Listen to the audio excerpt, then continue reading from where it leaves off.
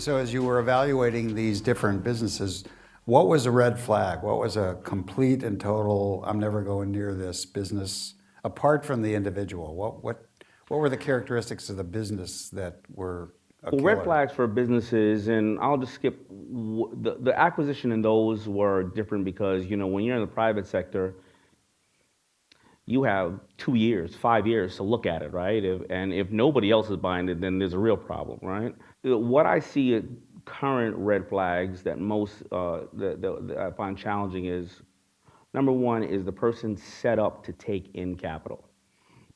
How are their taxes done? How are their books done? What's tracking it? Are all their URLs, trademarks, patents, everything in order? I've had people say to me, "Yeah, I own the That ever trademark." happen? I mean, does anybody ever spend all the time getting their shit together before they actually get to a certain level of a business? You know what? Even on Shark Tank, I've had people say, "I own that brand and I own the name and I can use that name because it's my daughter's name." I said, "That's not trademarked.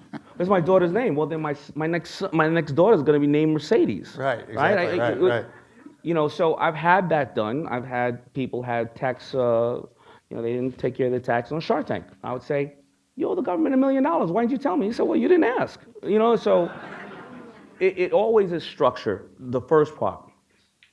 Before we even get to that part, the biggest red flag I think ever when pitching is this is a $20 billion market, and if I only get 1% of Right. 1% of 1%, get the hell out of here. After that, you just go. You're just hypothetically thinking about things, Yeah, right? right. So those are a lot of things, and it's always going to go back to the number.